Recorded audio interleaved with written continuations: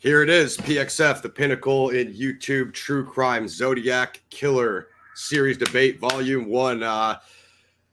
Cue the audience in a little bit of the background. So last live stream, Druzer was interested in a debate with Prof. Horan on the myth of the Zodiac hoax, and he was mildly dismissive of Drew's lead suspect, Donald Lee Cheney. Drew wasn't really feeling that, so here we are, debate series volume 1. You've seen the promo. We got the bottom corner, author of Sighting In on the Zodiac Killer, host of the Zodcast, Drew Beeson. Up top to my, I don't know if this is my left or right because it's on the internet, but my man Druzer coming straight out of the Zodiac Killer forum, Citizen Detective podcast. So Howdy. we're gonna get right into it. I'm interested to see if we can find any middle ground, just to see, obviously Drew has covered lately, like shooting the Zodiac, Graysmith, big influence on the Fincher film. Obviously, we know we're Graysmith's main resource for his final manuscript there, the Zodiac book. Drew covers that a lot, so I'm interested to get Drew's take on that. But let's just have Drew. I don't know how easy it is for you to summarize your 1,000 Zodcasts in the book you've written, but just give a brief summary.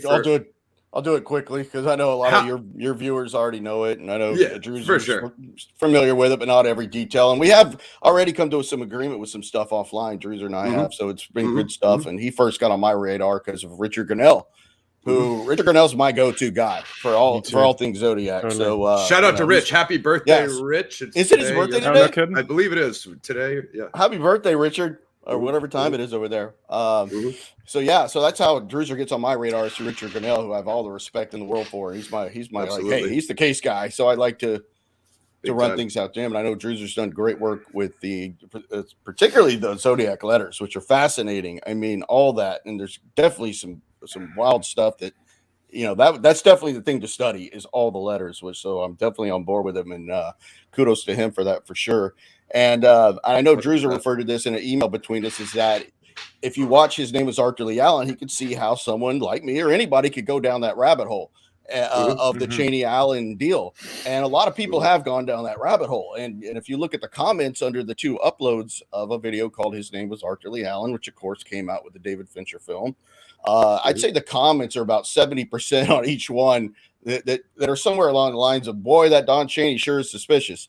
So we all know what he said about licking Arthur Lee Allen stamps. Now that's important because it looks like he's worried about his DNA showing up on the letters. And one of the things that I brought up early, and Druzer might not know this, Ross, you probably do, is that it's funny because we know Cheney lies, and we'll get to that later.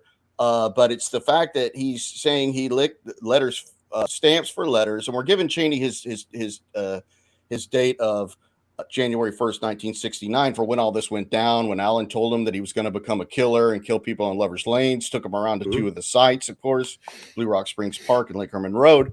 But what I pointed out was the fact that even if he's trying to allude to that these letters weren't going to be mailed for another almost 7 months, because the first Zodiac letters come out into July 1969. So was Allen just getting people to lick? Even if you go for this premise that Allen had neighborhood kids licking his stamps, are you really going to have the letters sitting there like he's got, in 7 months from now, I'm going to mail these letters that have somebody else's DNA on it? So there was never any solid proof that kids in the neighborhood were licking Allen stamps. That's another one of those myths that get perpetuated over and over and over, just like Allen quoting the Mikado while at Valley Springs, being exasperated, saying "Titwillow, Titwillow, Titwillow." Yeah, I've never believed that. Like, that's why I don't believe Dave Seawater that he said it either. And that would only help my case if that's true. Of course, that's stunning that Arthur Lee Allen would be quoting the Mikado, and then the Zodiac winds up doing it, but I never believed that. But anyway, we know about him licking the stamps from the video. We know about him saying that Don Cheney said he put his thumb in a ball of paraffin, which would allude to, if you ever find my fingerprints, I'm worried about him showing up.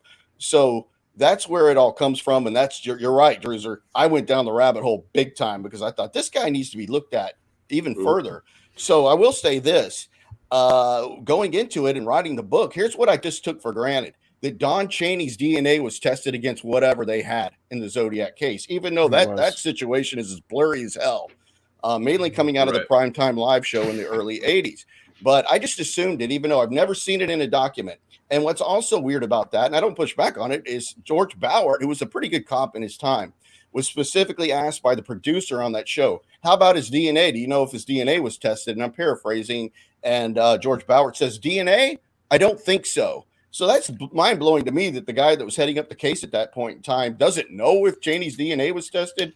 But I went along with the fact that it was. So I'm not one of these guys that are like, oh shit, his DNA was tested and it didn't match.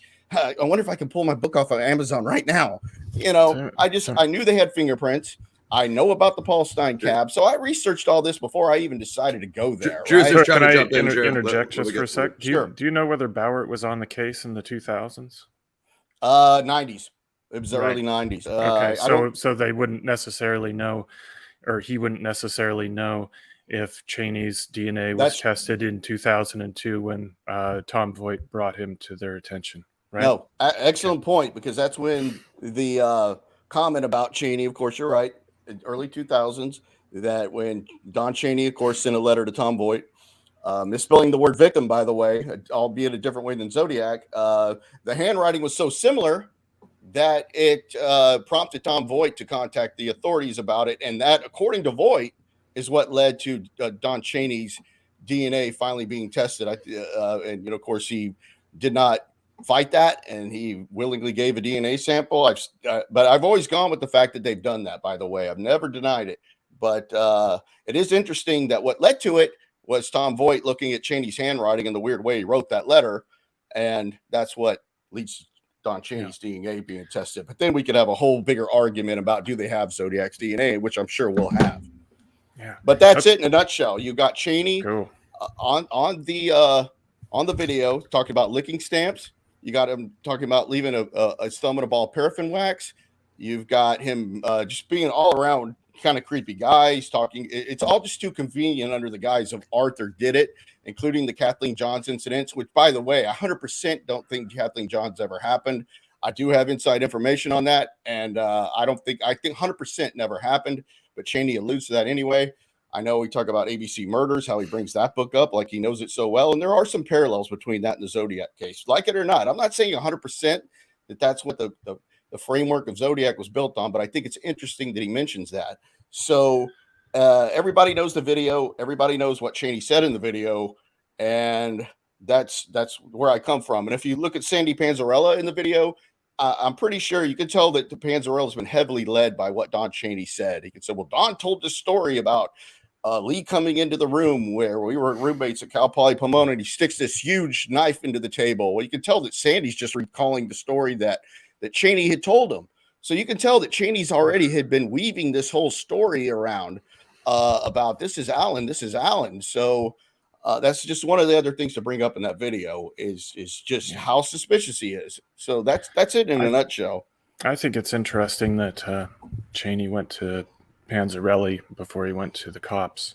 I do too. And Panzarelli was his boss at the time. Panzarella, yes. Panzarella, sorry. I mean, obviously the mystery and something that Drew and I both agree on is that Cheney was a liar, and it's certainly odd that he told this tale. I wonder if it's also odd that there's so much that's odd.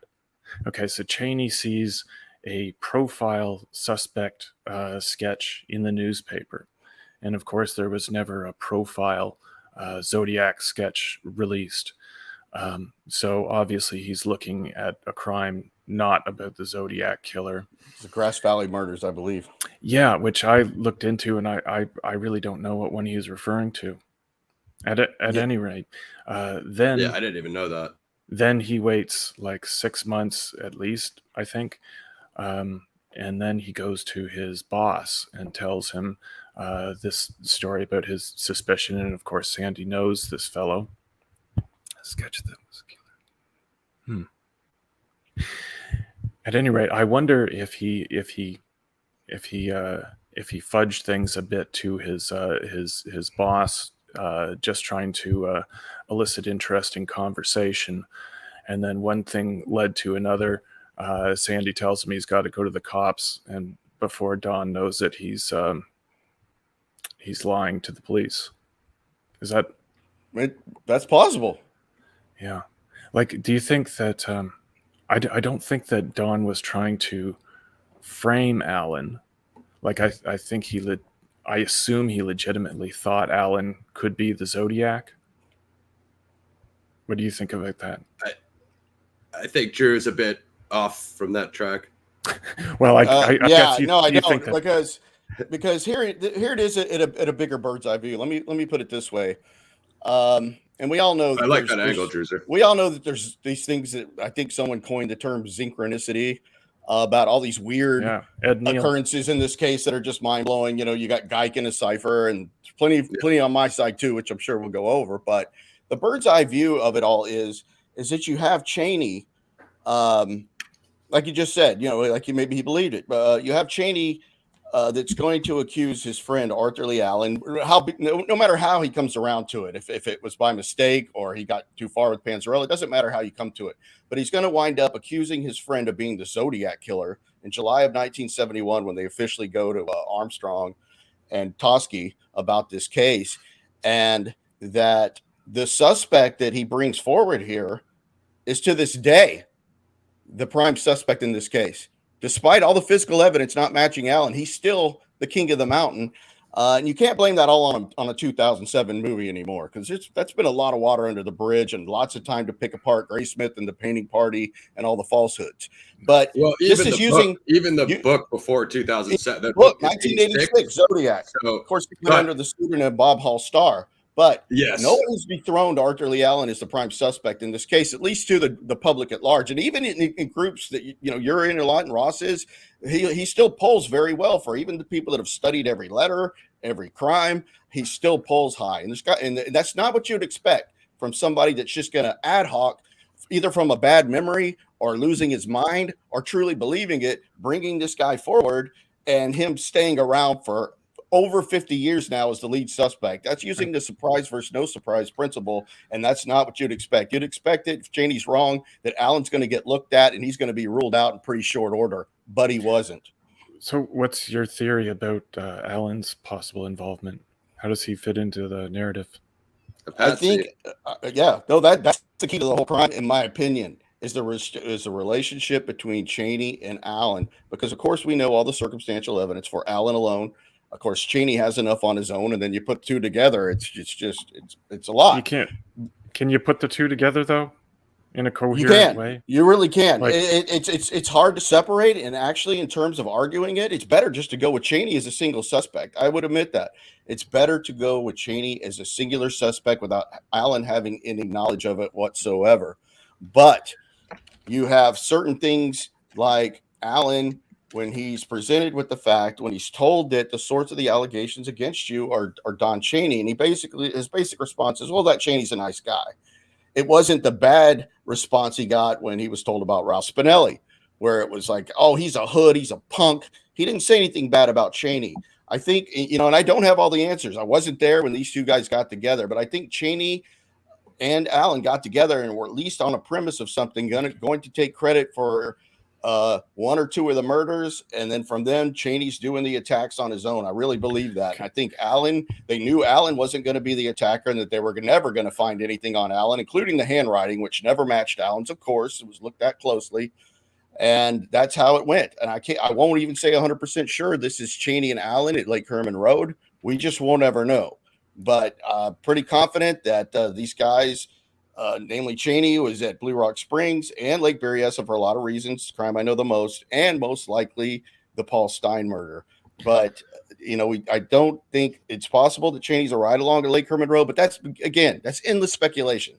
What I am confident about is Allen did have some knowledge that they were going to do something, such as when he's questioned by Detective John Lynch in early October of 1969. Why was Arthur Lee Allen questioned so early on in these crimes, way before Cheney brings him forward? What got him on John Lynch's radar? Of course, John Lynch was a Vallejo PD, and he was questioning him in regards to Lake Berryessa. And we know the story about what Allen said about Berryessa. He was going to go there that day, but he went up to Salt Point Ranch up the coast, and he spent the night. He came back. He had bloody knives in his trunk, all this blah, blah, blah.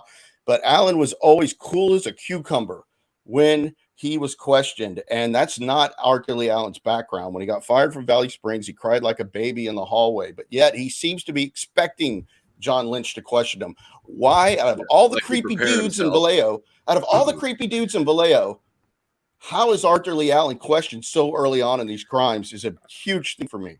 I'd like to say that I think it is interesting that Allen had already been questioned when Cheney came forward. Yeah, that's legitimately interesting.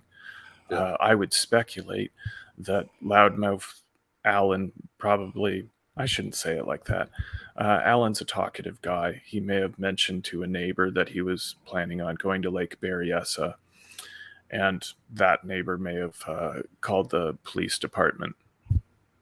I like that angle. Well, doesn't later on, Drew, that's legitimate, but at least you see the point that it's pretty interesting that a guy that later is going to become the prime suspect in this case was questioned so early after Berryessa and before Stein. But what you're saying is Cheney wrote the letters, Cheney did the murders, and then brought in Allen into the case because he was going to frame him. Started together. No, I never thought he wanted to frame him. That's what the most difficult thing for people to understand is. I don't think he wanted to frame him per se. Frame him would make you believe that he wants Allen to be arrested and spend the rest of his life in prison. I've said from day one, I don't believe that. I think that Cheney used Allen mainly as a vehicle to enter into the case, to be close to the case, literally inserting himself into the case, and Allen was the vehicle to do so. Yeah. Here's why I think that's interesting, because let's just say the Zodiac's still alive in the early, like 71, 72. If we all agree he wrote the Exorcist letter, he's obviously alive in 74. If he's living in the Bay Area, there's a good chance that if he's got his ear to the grindstone, that they're looking at Arthur Lee Allen. I just don't personally believe, and from what I've heard, that was not a well-guarded secret that they were looking at Allen between the three police departments, between Napa, Vallejo, and SFPD. They were not these guys talk. They talk to their wives. Hey, we're looking at this guy down in Vallejo, and damn, we think we got the guy. Trust me, nobody was going to keep that to their vest. Some people would, but a lot of them didn't. It would not have been hard for the real Zodiac, whoever you think that is, to have kept that to himself. So why would he not deny it? Why wouldn't he come out at some point, and at least by 1986, when Graysmith's book comes out and is a bestseller, and he's talking about Bob Hall Starr, of course, the pseudonym for Arthur Lee Allen, and deny being him.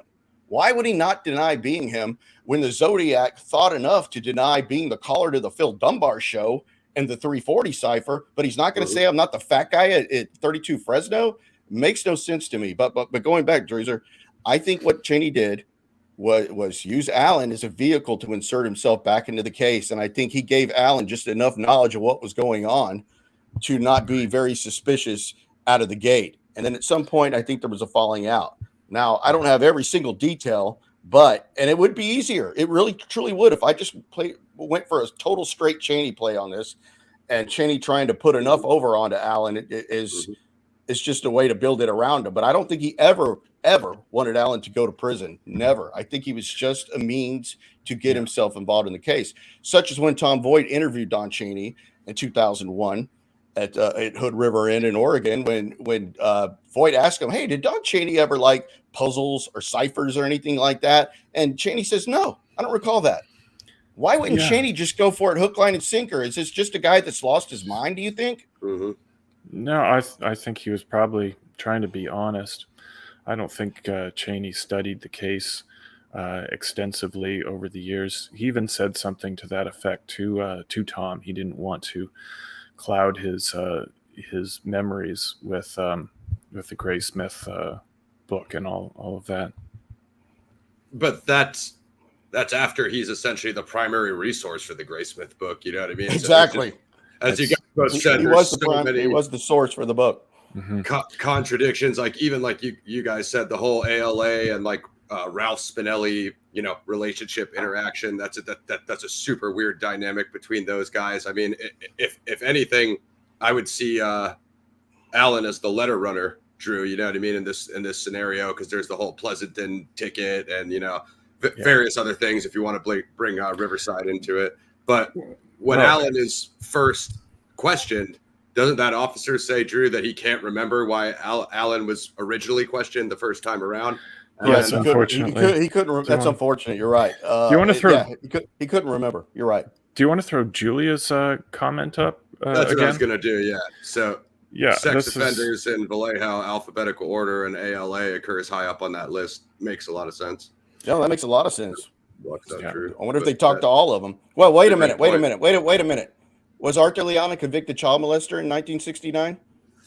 Wasn't that why he lost his job?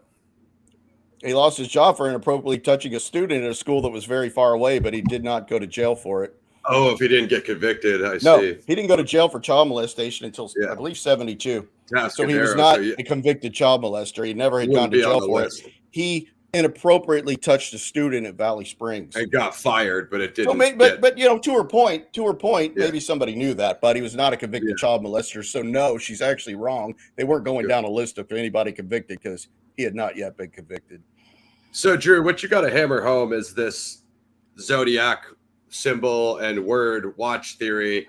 Of course, because this is Cheney's greatest hit right here. And he loves to mix up his dates on it. So you're familiar with this? Cheney to play around with Christmas. Yeah, if Cheney's just Cheney can't get it right. Right. If Cheney's just a crazy guy, and a lot of people like to say crazy old man because they know him from his name was Arthur Lee Allen. Well, he was 34 years old, 1969. So he wasn't old. He could have been crazy though. I think he was crazy probably to some extent. But of course, the cross circle logo and the name Zodiac do not come together that often. And people often say, well, there was ads all over the place for that watch. Yeah, but Alan owned one. He owned one that he got for Christmas of 1967, along with his brother, Ron Allen. They both got identical Zodiac model Seawolf watches that they had. And isn't it, I mean, I know there's crazy odds and stuff, and I never get into that. I've been trained by a friend to never, ever mention, because there's always insane odds that happen in all these cases. There just are. But we know that Arthur Lee Allen misspelled words for comedic effect. That was known. That was known before the crimes. His grocery list would say eggs, AIGS. Isn't it weird that the Zodiac also did that? Have you ever known anyone that had a habit like that? I don't. I've known people with weird habits, but to misspell words for that they would sell the same phonetically is something Allen did and the Zodiac did. And then you talk about trigger mech. Karen Allen remembered distinctively him using words like trigger mech. She remembered him sending her a Christmas card with Christmas with 2 S's in it. I mean, that's just the truckload of circumstantial evidence that you cannot get away with Allen. You cannot just say, oh, well, it's just a coinky dink that he had all that going for himself. All right. Let's get Drew's response. Do you like any of the misspellings, or do you see anything there? Anything that Drew laid out? No. Yeah, he's not feeling any of the words. No, I mean, I think that's something where Drew and I go in different directions. I don't think Zodiac was writing as he normally does. I don't think he was dropping hints. I think it was all a persona that he created.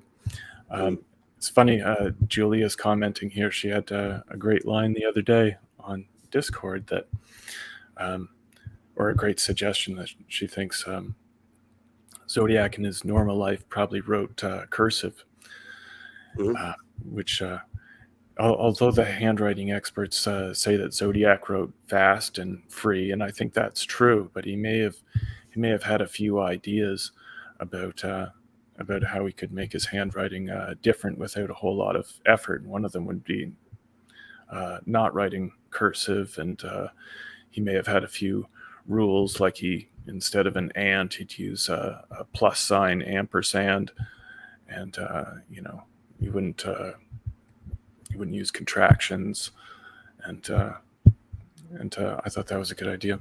Oh, that's interesting. I know. I want to follow up with you on that. So he didn't necessarily have to like anything he was talking about, but he absolutely had to know of it. You can't mention the Mikado if you weren't aware that the Mikado existed. And in my own experience, I never heard of the Mikado. I heard of Gilbert and Sullivan and Pirates of Penzance, but I've never heard of the Mikado. Yeah. Well, it's before your time, but it's one of the most popular plays of it's absolutely popular. Yes. 100% agree. Number one at the time or whatever. No doubt about it. It's like the Beatles, you know. Yes, I agree. Very popular, but you still had to be exposed to it. And if you believe in the Tim Holt theory, of course, Tahoe 27, Misty Johansson, By Fire, By Rope, By Knife, and I know that appears in some other places than I brought it up to Drew last show. It would have other than Tim Holt, but you would still have to have heard that somewhere, even if you don't think it comes from Tim Holt. He still has to know about it to parrot it off somewhere else. Fiddle and Fart, he had to have heard that somewhere, and then he repeats it. So, what is your belief about the Wing Walker shoe print at Lake Berryessa, Druzer? Do you think that's the Zodiacs or 50-50? No, I think there's every reason to believe it was the killers. Yeah, going to the crime scene, to the car. I think you can lock it in. See, we agree on something there, Ross. I do believe that was Zodiac. Here's another key thing that I'm sure we agree on is you don't think Zodiac was from Vallejo? No. No, I don't. Yeah, I think he was from the Bay Area, but not specifically Vallejo. I think and this is all just nice. Thanks, Brian. This is all just 100% opinion. I obviously wouldn't rule someone out because they were from Vallejo. Yeah. But it seems to me that Zodiac had a comfort. He wasn't afraid to speak to the police. He wasn't afraid to hang around for 30 or 40 minutes after the crime. Obviously, he wasn't afraid to show his handwriting. Great point. He wasn't wearing a mask, you know. Great point. So if Cheney, who lived 6-7 hours away, was doing these 14-hour trips every time there was Zodiac activity, why do you think he chose Vallejo? Because he always knew he was going to keep the attention on Arthur Lee Allen, who was a Vallejo native. It's that simple. It's that simple. He was going to keep the attention on Allen. Again, not to frame him or send him to prison, just as a vehicle to insert himself later. I think it was all pre-planned. I think he made up the story about his daughter being molested, who his daughter as an adult didn't remember, by the way. She was 3, proof of it. She was 3, of course. She was 3 years old. Yep. You got it right. How would she remember? Well, of course she wouldn't remember at 3, but do you think her mother might have told her later when she grew up? Not necessarily. Really? They would just hide it from her? Well, what would be the point? Well, nothing that really bad happened, though. It could have, but it wasn't, this absolutely scarred for life event. I might sort of minimize that. I don't know. She never was told as an adult that it happened, even when it had been talked about. Arthur Lee Allen was never to go after anybody as young as 3, even at Valley Springs. They were elementary age. But I'm just saying, I'm not saying that the event didn't happen. I lean against it for that reason. This isn't what Allen would typically do. And isn't it convenient that he only touched her bottom, but it wasn't this full-blown event? It's a little distasteful to. Oh, absolutely. Absolutely. No, what you're saying to minimize it and to interject your opinion on what may or may not have happened 50 years ago. It's a convoluted story either way, in my opinion. Well, I disagree. I don't think it happened. You disagree, or else you wouldn't be talking about it. I just don't think it's appropriate. I still lean the fact that it didn't happen, because if it did and it's so bad, why did he stay friends with Arthur Lee Allen after the event? Well, I don't think it was the reason Cheney came forward. I'll give you that. Okay. I mean, some people do, Druzer. I think that's why Drew's bringing it up, because I'm not minimalizing somebody touching a kid. I mean, that's horrific. I have a daughter. It's not what I'm doing here. I'm casting doubt on the fact that ever happened, and I'm in good company with the person that it supposedly happened to, denied that it happened. Now, no, a 3-year-old's not going to remember. Of course not. But a parent might have said later, hey, since now your father's talking about it on a documentary on YouTube that's got 2 million views, this is where it comes from, but you never heard about it. That's where I'm going with this. I'm not minimalizing the event at all. Okay. I just cast a lot of doubt on it, and why he wouldn't tell his former closer friend in Ron Allen, hey, your brother touched my daughter's bottom. It's not cool. But that it never happened. He never went to the police about it either. Why didn't he go to the police over it? Do you care to respond, Druzer? No, I don't know. I guess there is no evidence. It's just one person's word against another. Yeah. Final point. I mean, people like to point to that moment as the breaking point, which triggered Cheney to, frame Allen. So it kind of unravels at that point. I'm not saying it's an easy happened, exit. For sure. I'm not saying to, it happened either way, Drew, but the kind of, general storyline as much as I. Question for Drew Beeson. Voight already looked into Cheney. This should be funny. Had him fingerprinted and cleared him like 20 years ago. Why is Voight's word not good enough, Drew? No hate on Voight on the channel here. Go ahead, Drew. Oh my gosh. Well, let me wait. Put that up. Could you put that up? Could you put that back up, please? It's kind of blocking you, Drew. But if you don't care, okay. He already looked into Cheney, so had him fingerprinted, cleared him like 20 years ago. Why is Voight work not enough for Drew? Okay, let me just do one thing with that. In all due respect, let's switch out the word Cheney for Allen. Let's just switch out the word Cheney for Allen, which still one of, I think on Tom Voight's website shows 4 suspects that are lead suspects, and he still shows Arthur Lee Allen. And as far as I know, Voight still kind of likes Allen. I know he's a Gaikowski guy, but he kept Allen going for years and years and years. And you can bet Arthur Lee Allen's fingerprints were checked and DNA taken and all that, even looked at a lot closer than Don Cheney. And Allen's still in play. So why wouldn't Cheney still be in play? Yeah, Tom wouldn't write Cheney off for those reasons. I mean, they don't help the case, but obviously there's reason to doubt both the fingerprints and the DNA that both were likely tested against. Yeah, let's stick with that. So Druzer, I would have asked this: what is your confidence level that the Zodiac left his fingerprints on Paul Stine's cab? Yeah, I mean, we spoke about this last time. What's my confidence level? I guess I think he did. It took me aback when I heard those allegations, because it seems like there was probably enough time for Patrick Robbins' story to have occurred, but and I wish I could say that Lindsay was a fantastic witness, because I think he was visually. Mm-hmm. But some of the stories sound a little off from him, and of course I never met the man. I've never read an interview with him, so I'm not going to go too far down the rabbit hole.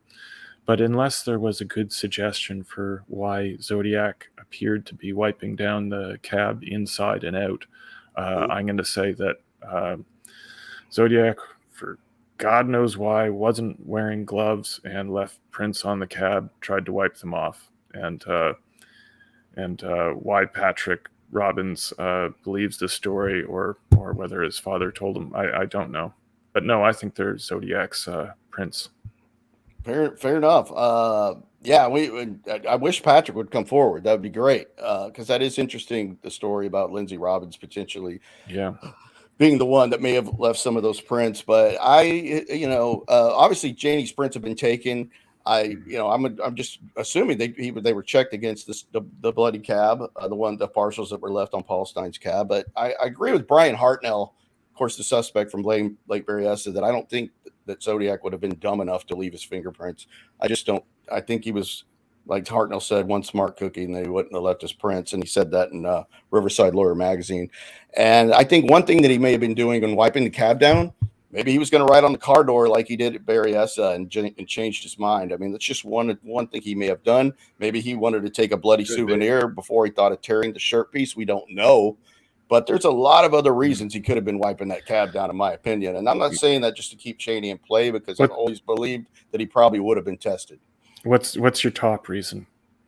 That why he was wiping down the cab when I don't have a number one. I think it could have been I think it could have been any of those. I think it's also possible that he did touch it and then he got it. I think maybe he was using gloves at one point, took them off, maybe moved the body, and then he maybe did touch it and then he wiped it down. So if he is wiping it down, which we both know that he did, we'll go with Lindsay on that maybe he got that fingerprint.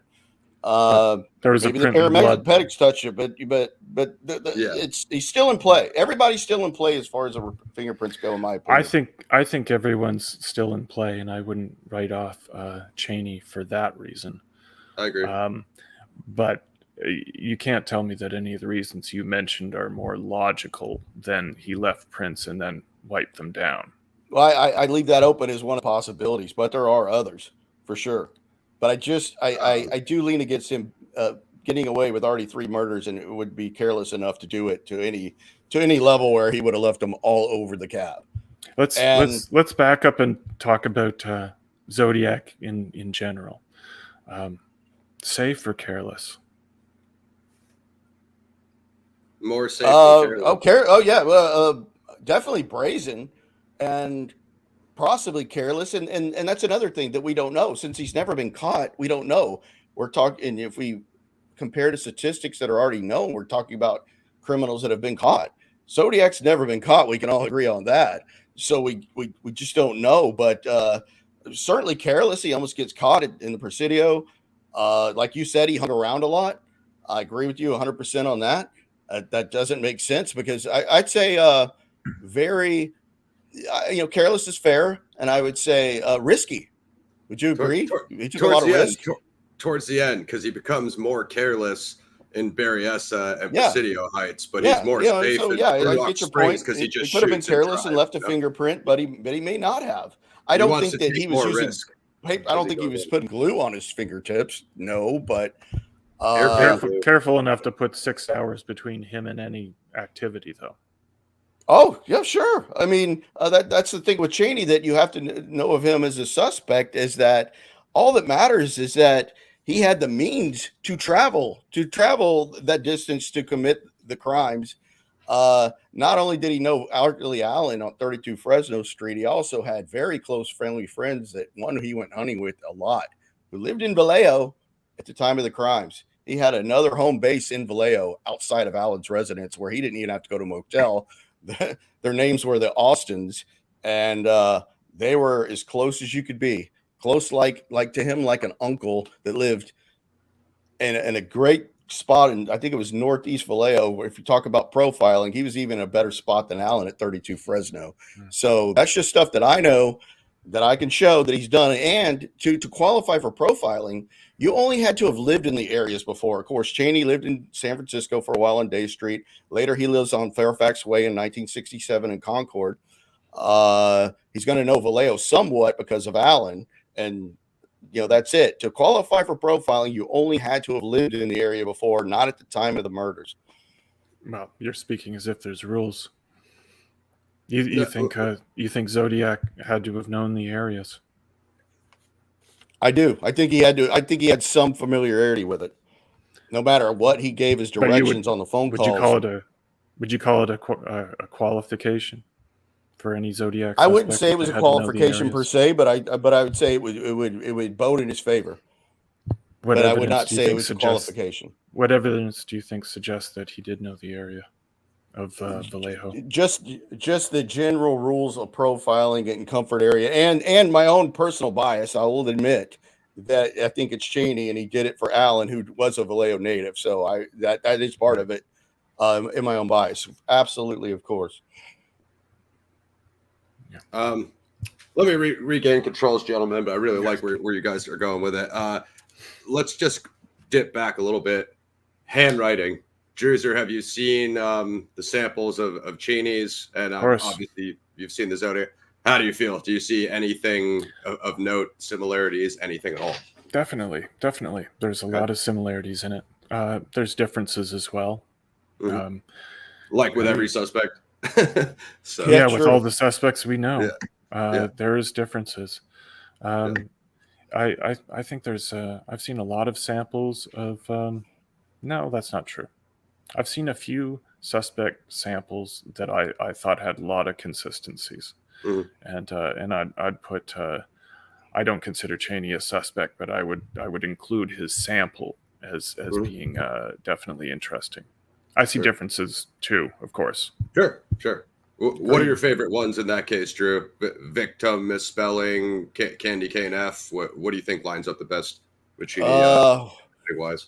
Yeah, I have to look at them. Of course, the M's are similar, and so are Allen's. I know Allen's was looked at very closely. I think some of the M's with Cheney, I think there's some things that look like they were written upside down. I do have a couple of Zodiac letter comparisons against Cheney that look pretty close. The eyes, there's an eye that kind of looks like it has a candy cane hook that Cheney does. Very similar. Cheney definitely had a natural right-hand slant, which you can kind of see in his signature on his DDR. I think Cheney is one of the better matches, even with my own biases in there, but so is Hal Snook. Hal Snook's is not bad. I would say they're on par. But yeah, I agree. 100% agree. And I'd also say that handwriting is just so subjective. I just say with Cheney, I bring it up because it's not bad. I think it's interesting that he also misspells victim, devoid, but bigger than that, I think that what we're looking at here is somebody that had drafting ability. I do. I know if I'm wrong, it turns out to be somebody else. Okay. But I believe that he had drafting skills because of the weight of the strokes. I've had at least 5 people that are avid draftsmen, including one mechanical engineer that I know, which Don Cheney was a mechanical engineer. And that's why I don't know why Graysmith screws it up and calls him a civil engineer. No, he's a mechanical engineer. But I don't know. He's using deliberate weights behind some of his strokes, not just because the ciphers are clean, and everybody can agree he did it on a light table with graph paper. No. And he wrote Tom Voigt on graph paper, but okay, I know circumstantial. Druzer doesn't like it. So what is the alternative? What is the alternative with the ciphers and the creating the ciphers on a light table? Well, I think he used whatever he used. I'd probably just use a lined sheet of paper. Whatever he used to keep the ciphers straight, he seemed to use to keep the lines in his letters straight as well. 100%. So I think True. that's True. key. I just don't think he needed any equipment to do it. The drafting thing, I've never clung on to that, but there's another fellow researcher who I respect who agrees with you. And he's a fellow who's in the electronics business, and he's sure that Zodiac knew what he was talking about with regard to that. I'm sorry, my head is just pounding. You're all good, bro. I think it's possible. I don't look at the bomb plans and think, geez, this guy was a professional. Yeah, explosive expert. They said that they would work. So if Zodiac didn't know what he was talking about, then he was certainly copying it from someone who did. That could have been from anywhere. He uses sort of an overhead view, like someone with training would.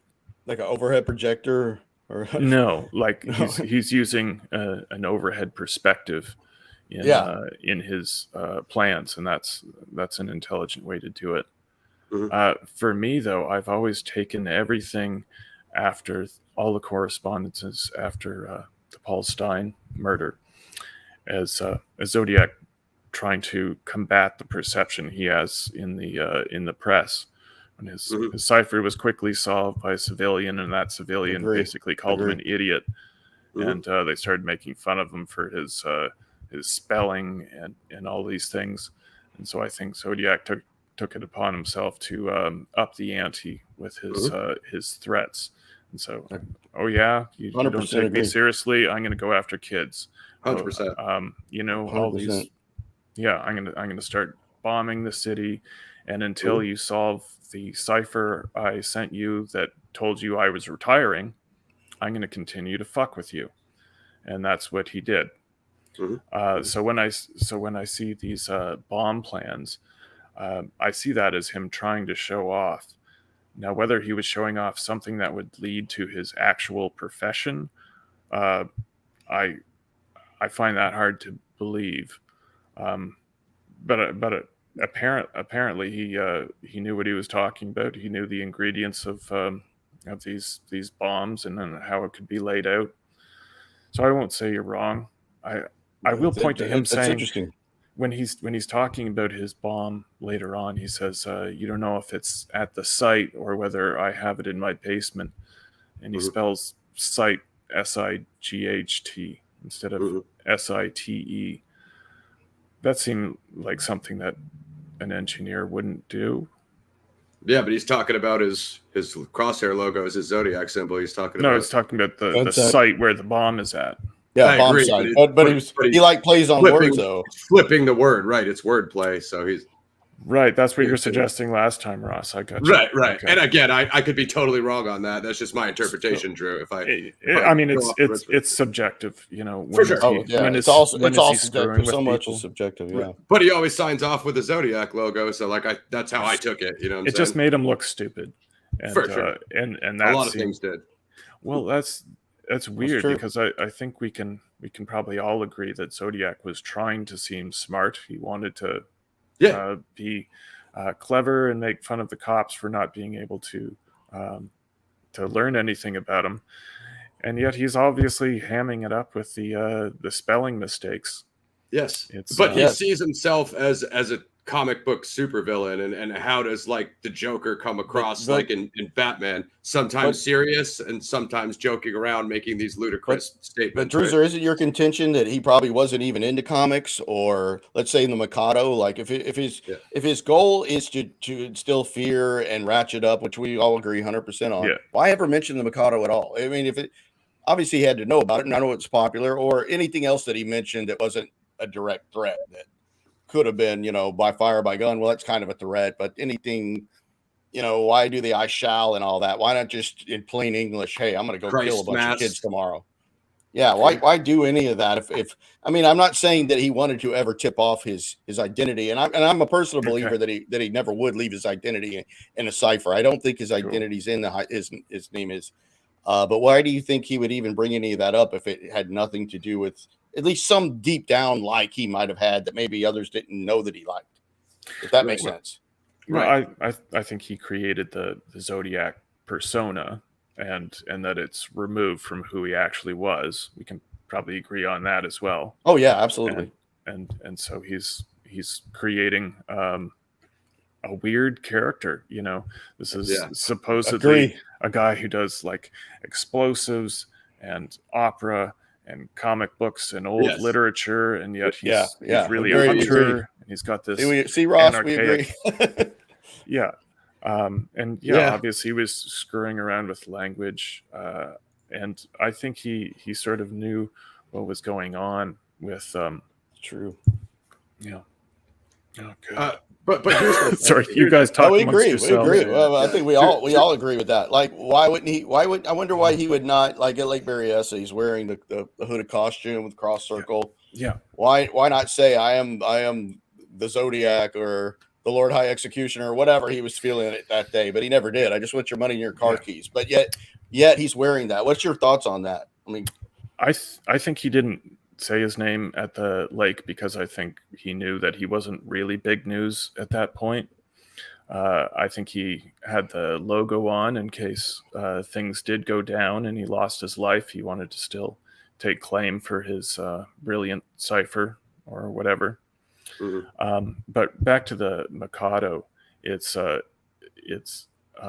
impossible to ignore the thematic relevance of it compared to the Lake Berryessa attack. The executioner character. Yeah, so I think he was rubbing it in. I don't think he knew the play well. I think if he was connected to it in any way, he would not have mentioned it. And I think he just thought it was funny. Oh, I agree, 100%. So just dream it there. I think, Drew, the best thing for you to get into is some of the things you deep dived in the book of some of Don Cheney's background, the hunting, the outdoorsmanship, and you can get into some of the details. Sure, definitely, because Druzer was kind enough to send me some of the things, you know, that you know, some questions he had about Cheney or whatever. And remember, I'm not trying to convince him or anybody, you know, he can create, but he was kind enough to send a list of those. You know, so some of those go back, and I think one of the things that Druzer, correct me if I'm wrong, that you said that the Zodiac could have been was a hunter. So that I do wouldn't know surprise me at all. Yeah. And there's a lot of hunters back then, obviously. You know, a lot of men hunted back in the day. I totally get that. But Don Cheney was I'd say as far as hunting goes on a 10 scale, he was a 10.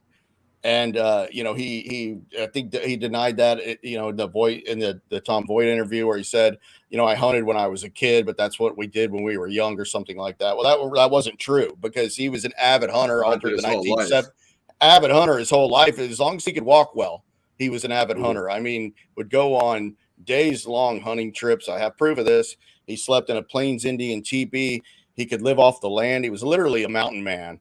As far as hunting goes, he was a very, very adept hunter. So I appreciate you sending that list of the items. But staying with that, Ross, and one of them was that Druzer brought up, and it's just totally fair game, is Cheney's features. And I know that's been brought up before, because Cheney, I'll admit, he had a pretty big nose. I'm going to put this up as an example. Oh, wait a minute. We have to address this. And then I'll get to this. Can I read this? I only did it because you brought it up. And I owe Druzer some credit here, too. It says, Tom has said many times that Cheney was over 6'3" with a giant nose that stood out as distinguishing features. What is Drew's response to that? Well, the 6'3" has already been put to bed. So, because I had got Cheney's DDR-214, which showed that he was 6 feet tall. Now, and Druzer actually reposted that for me, online, which I really appreciate that. So at least put that to bed. And we'll get into his height stuff, because we should talk about that, because I think people like that. So the height thing has been put to bed. What's so funny, though, about the being taller than Voight is that Voight was directly quoted in a book called Zodiac Unmasked by Robert Graysmith, talking about the time that Tom Voight interviewed Don Cheney at the Hood River Inn in Hood River, Oregon, where Cheney walked into the room, and Voight made the comment that Cheney was a nice enough guy, but that he was right at 6 feet tall. Allegedly. So pretty funny that he's directly quoted by Graysmith as 6 feet, and then I get definitive proof that he was 6 feet. Graysmith is an unrepentant liar. He is an unrepentant liar. I don't think you should use that in your argument. Okay, you got him at 6 foot. Let's leave it there. Okay, we'll leave it there. But seriously, why would he? But I agree with you. Graysmith is an unrepentant liar, but he couldn't have lied about everything, because you can't. I don't think he did. I don't think Fincher would have even bought off on it all, which is interesting in itself. But to your question on that, Don Cheney was 6 feet tall. It's definitively proven in his a military record. So let's go to his nose, which I was about to talk about when you put that up. So here's a photograph. Let me know if this is centered. Yeah, right there. And I haven't played with this at all. I have not photoshopped it, stretched it. Take my word for it. This is Don Cheney. The best I can date this is 1966, and it's because I'm not showing it, but he's holding his daughter there, and I can kind of tell by her age what it is. And what are you trying to illustrate here? Okay, number one is ear. Would you say that was a big ear?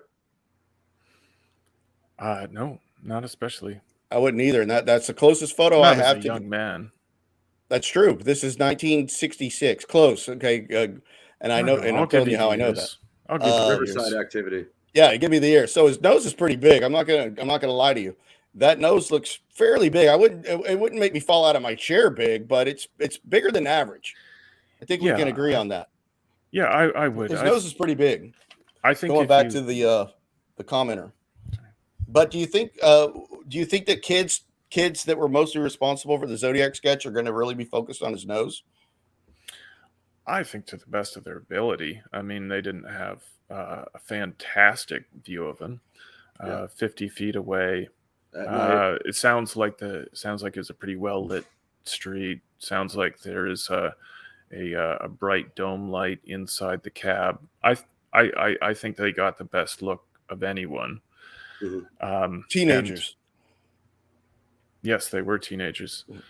I would say that if you look at the police sketch, you'll say, all we can say is that this is a guy with no remarkable features. He was about 5'8". He weighed about 200 pounds. He was about 40. I would not write off Cheney because of the big nose. It doesn't help. Yeah. It doesn't help, but it's not. No. But I appreciate that, because those things have been going. But just, I know Drew's has already said this point, but just because I have it, that's a sketch of a guy that murdered a poor young boy after a Houston Astros game about 5 years ago, and there was the daylight witnesses on that. You could tell that Back they it up a didn't little, get Drew. the nose right. Look how bulbous the man's nose was. Yeah. This is the We can't the see guy the that got nose there, shot. Drew. You're not showing the nose, Drew. Back it up a Oh, little. sorry. Yeah, there you go. Good. Sorry about that. No, you're good.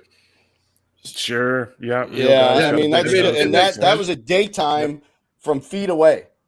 Yeah.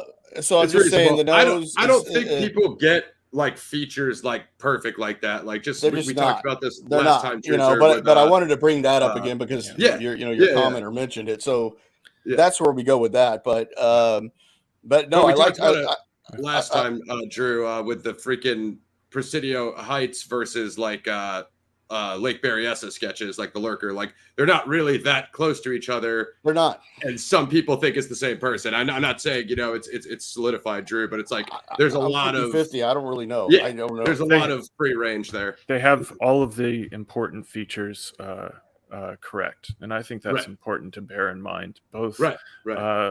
both iterations show a man who's a white guy without a big nose, without big ears, without anything unusual. We're looking for an average looking fellow. And a lot of people are average, but yeah, definitely.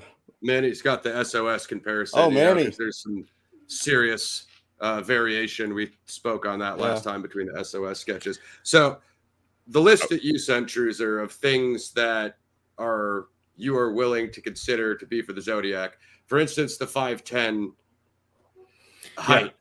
It's circumstantial. You know what I mean? I understand where it comes from, but no one ever measured Zodiac like face to face on even ground. It just never happened, Druzer. So I totally get where the 5'10", I guess we call it a range. Where does the 5'10" come from? I'd like to speak with that.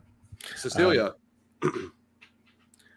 Well, a few people said 5'10", like Falk said 5'10", but who cares? He was just Falk, driving Majot by were the both guy. in cars. Right, they were both in cars.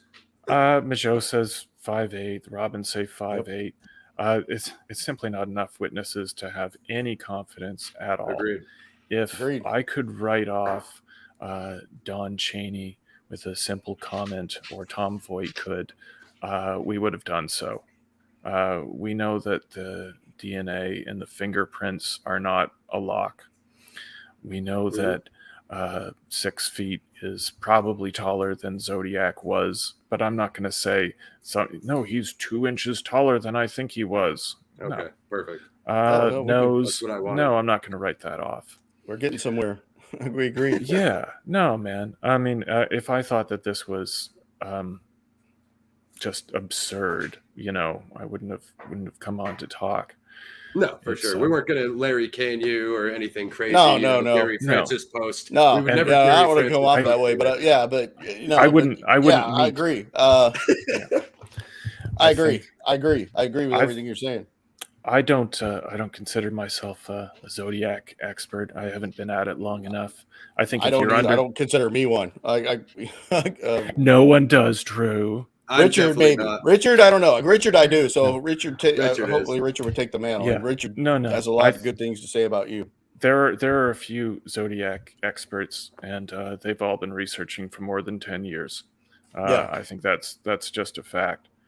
I think a lot of the grief you get, Drew, is because you wrote a book before you'd spent anywhere near enough time to get a solid handle on the case. Thank you. Thank you for saying that. Obviously, it's the backwards approach to find a suspect and then learn about the case. That's not you just ideal. won the internet.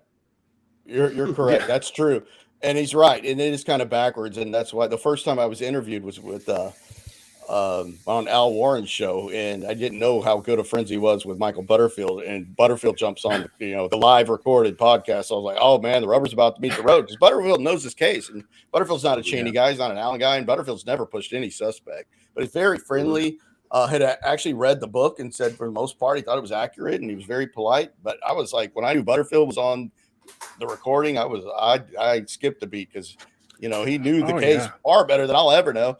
And that was my first baptism by fire.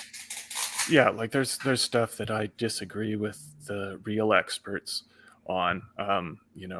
Richard, Butterfield, certainly Tom. I don't agree with all of these guys, but I don't have the cojones to actually argue with them either. Like I know that they know more than me. Yeah. It's all good. We go different ways. Let's go back to Lake Berryessa because you know how much I enjoy this one, Drew. Sewing of the logo on the bib. Yeah. Druzer, how do you feel about sewing? Is sewing a requirement for the Zodiac? Well, yes, it is, but I think everyone knows how to sew in the late 60s. It's a requirement. I think we all assume that Zodiac was ex-military, or certainly a resourceful guy who can, it was a homemade knife sheath that he had. I was just coming to that next. So between that and even the idea of affixing a flashlight to a pistol, or a rifle, whatever it was, even the idea to have that shows a certain amount of resourcefulness. Are you familiar with that Hitchcock reference, Druzer? Did Tom send you that? What's it called? Museum piece? Drew? Of course, yeah. So Hitchcock seems like a Zodiac thing. So Drew, you teed it up really nice in the book. Break down the knife making. Break that down. Cheney was highly adept at making leather sheaths for knives that his grandfather taught him, David Henry Fryer. His grandfather that he knew well, who was living in San Luis Obispo. He was living in San Luis Obispo. I think Cheney was in his early 20s when his grandfather passed away, but he had already kind of passed along that trade of making leather items and how to sew leather, cut leather. Obviously, I have a picture of an item he made, a sheath, this authentic. Cheney was a highly skilled sewer and leather maker. It's documented. How do you like it, Druzer? Is that a plus, or is that just like a? Oh, I'll give it to you. Granted, Cheney seems like a resourceful guy, just as I believe Zodiac was. Hell yeah! I mean, so the way Drew lays it out in the book is Cheney can go out into the woods for the weekend for days on end with his teepee, essentially not have a whole lot of resources with him. Knife, hunting, weapons, hunt the game, cook the game, feed off the game, and essentially survive out there with nothing. So the suspect profile for Cheney, unfortunately, I'm our unbiased moderator here. It does seem way stronger than Allen, Yeah, I don't think either men had anything to do with the case, obviously. But we didn't quite finish with the 5-10 business. I just wanted to go back. If we were speaking a year ago, I would just say, I'm on the fence. It could be anyone, and although I still agree with that, I've just gotten sick of sitting on the fence. So I'm trying to actually form opinions, and because that's what we have to do if we're actually going to build a theory. Like hopefully, I agree, 100%. Hopefully, we've all read the reports and have done our due diligence. There's a lot of things that I still need to catch up on, but I feel like I'm grounded enough that I can actually speak to. I don't have a suspect, but I can speak to who I think, what kind of guy Zodiac was and where he lived. And, I don't like to write off witnesses, and I certainly don't. But when you have to decide, whether he was closer to 5'8" or whether he was possibly 6 feet tall, you have to make a decision. So good point. And you would agree that a 6'3" suspect is probably worth tossing out. Yeah. I would too. We don't have a lot of information that we can rely on in this case, even in the witness descriptions. But if we can't get rid of people who are 6'3" or 5'5", then we're not going to go anywhere. And I agree. In that spirit, I'm writing off someone who didn't live in the Bay Area. I mean, I can't 100% say that Zodiac lived in the Bay Area. I just choose to believe that he didn't drive through the night back and forth to send a stupid letter with spelling mistakes that says, "Yeah, I was the one who took a lady for an interesting ride for a few hours, right? Torched her car," like, because I don't know. Fair enough. He had a letter runner or a letter writing team. It could have been. But if if you really study it like it should be, if you're trying to make a single case for Zodiac, it would not require as many trips as you think to the Bay Area to not only do the crimes, but to also do the letter mailings, because these are happening on weekends, holidays with Blue Rock Springs Park. A friend of mine that's a super smart guy, PhD at San Francisco State University, did that, showed that he could have done all the canonical crimes in like the first year of mailings for, I can't remember how many trips, but it's not near as many as you would think. Because you might look at it first and say, man, he must have gone back and forth 30 times. And it's not near that high. It's literally in the single digits. That. Well, it's not literally in single digits. Yeah, it's literally in the single digits that you could have actually mailed the letters on a Sunday. They show up Monday or whenever, postmarked, and also committed the 4 canonical crimes with all the dates. I think this is the first year dates, and I have all that if anybody ever wants it. But it was a really interesting Bayesian analysis of the data. I like that. Yeah, I mean, math is not my strong this guy suit. that did it is a super smart guy. I mean, he's far smarter than I am.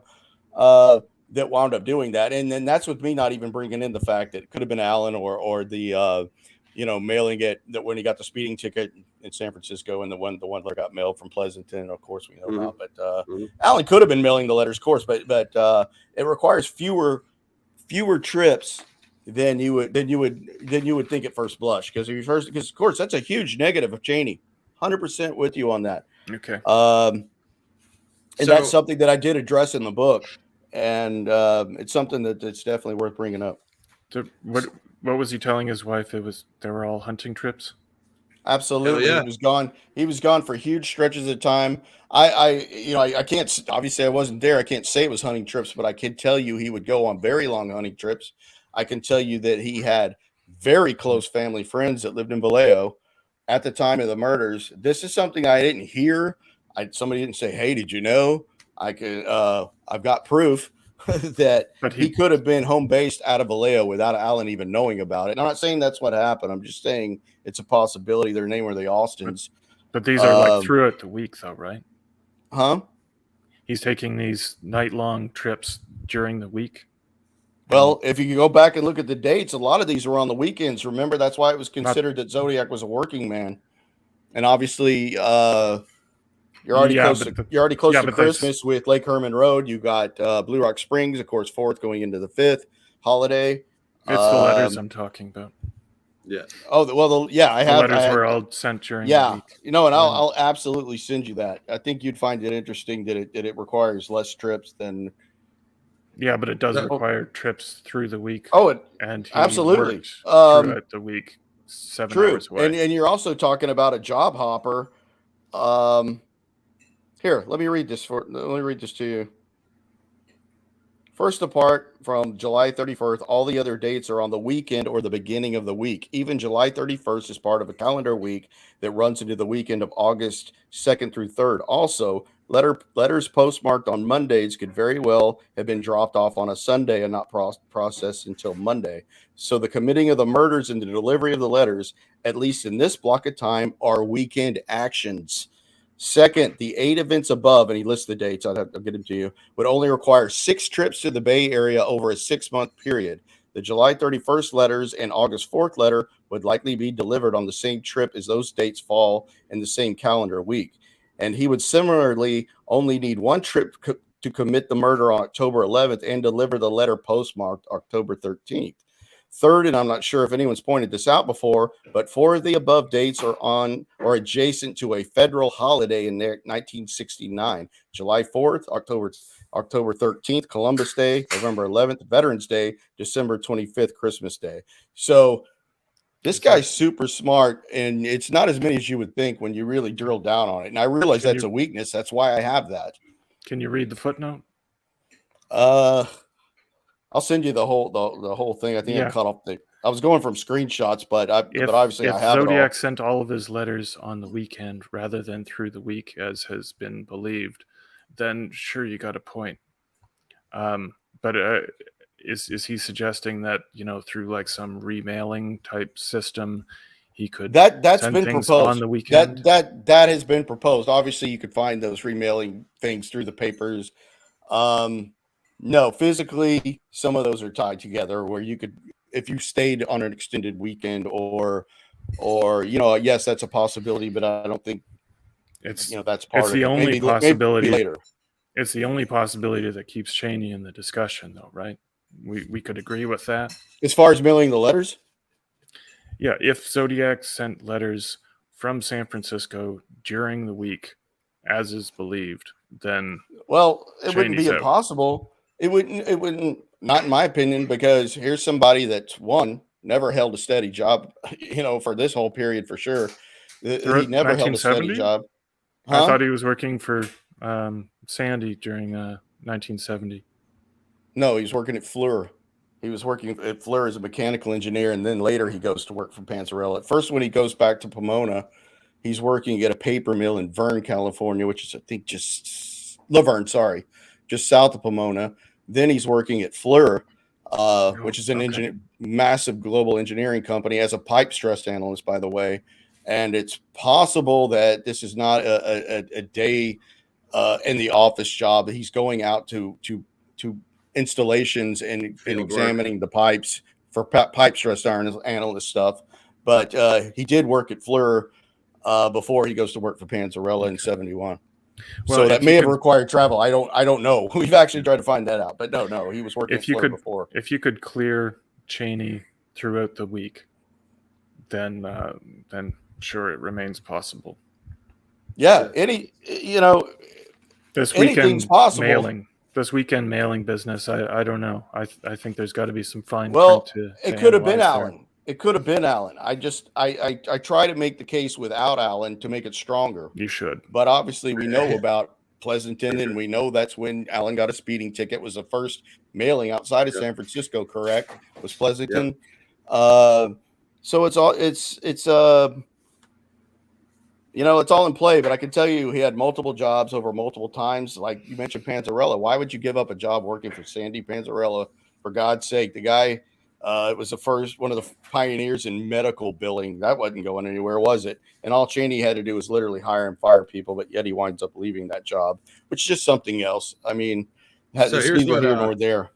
Here's what Brian said, Drew. Saturday wasn't a post office day. He could have dropped it in Friday, and it would have been picked up on Monday. Okay. Right. I don't know much about Richard is by far the correspondence guy. Yeah. Without a doubt. And Druzer as well. I know. Yeah.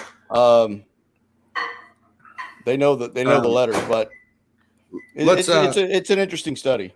Let's recalibrate, gentlemen. So what eliminates a suspect in your mind, Druzer? Because what we have here with Don Cheney is a guy that has guns, hunts, fishes, he can make fire. He's resourceful, a lot of, so bringing in his professional experience, the mechanical engineering, he's got the pipe stress analysis.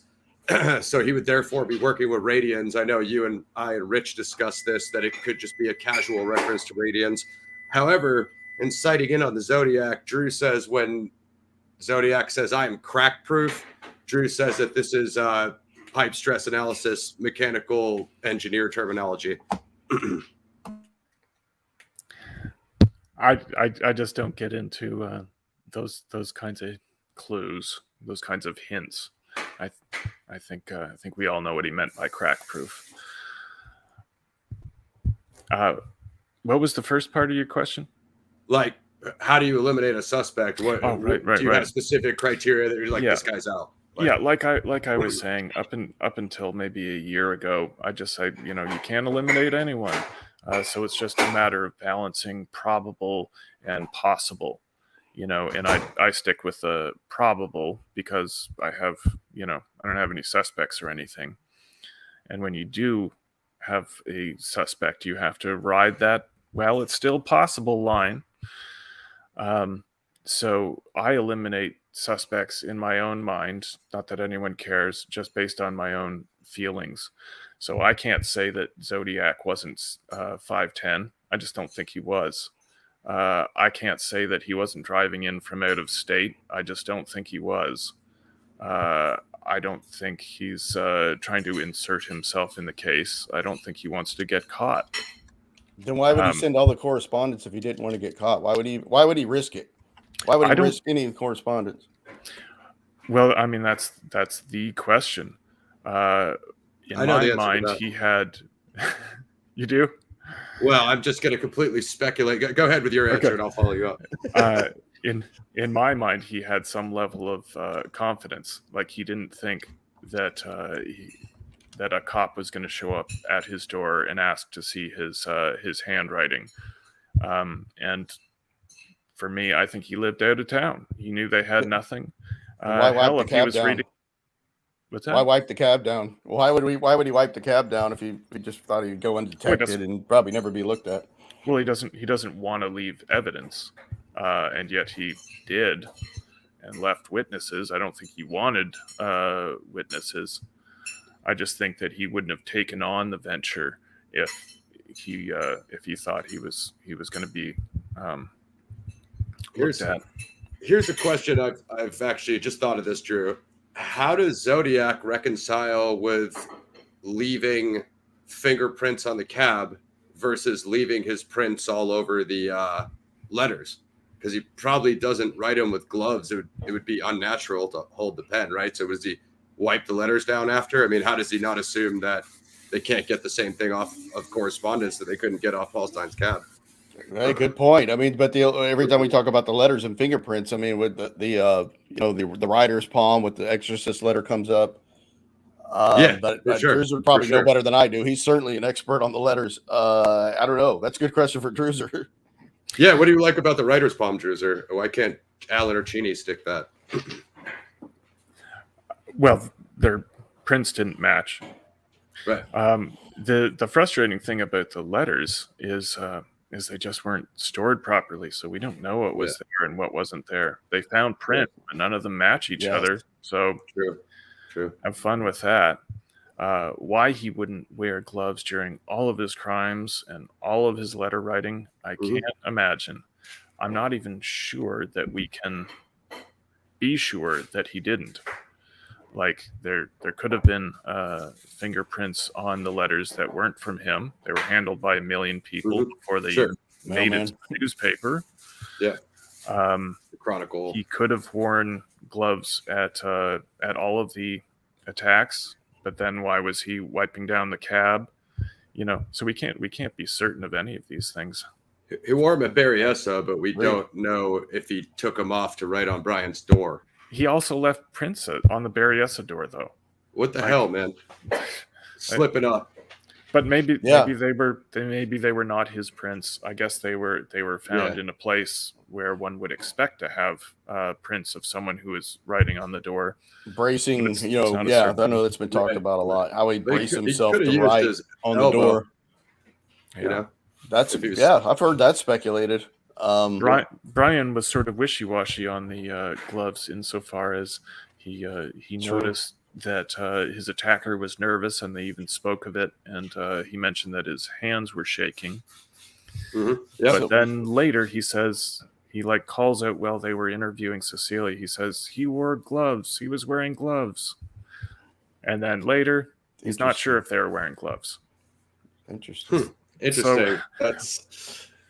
Brian, if you could come on and clear that up. That's why it's good. That's very interesting. I'd love to talk to him. No, that's fascinating. I ain't gonna press him on it. He's a busy guy. So why did Zodiac write the letters? Right, he's trying to outdo Jack the Ripper in his grand scheme of his master crime, and then also in the ABC murders, Drew doesn't the killer write letters as well? So he's trying to he's writing taunting letters. He's writing taunting letters to Poirot, who's the policeman in ABC murders, and I'm not a hardcore ABC murder guy. I just think it's interesting that Cheney brings it up, and it's got some similarities to Zodiac. You have the breakfast writers, kind of like Darlene Ferrin, but that is one interesting to bring up. Like, if people that don't like Alan as a single suspect, forget about Cheney. We're just talking about Alan now. That Alan he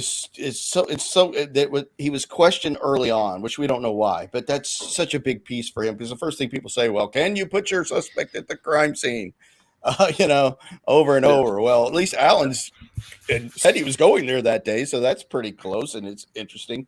But one thing that you have to pretty much bank on is that Cheney and Allen ate at that IHOP when Darlene was working there. I just don't see how you get around that. I've been there. You could throw a rock from Allen's front yard and hit that IHOP, which is now a Mexican restaurant, and it's small. Unless they just went on the days that she wasn't working. How do they not know Darlene Barron on a casual basis? Now, that might not have anything to do with anything, okay? Yes. And I'm not just doing a safe bet, but most likely they knew her on a casual basis. Let Druzer jump in on that, Drew.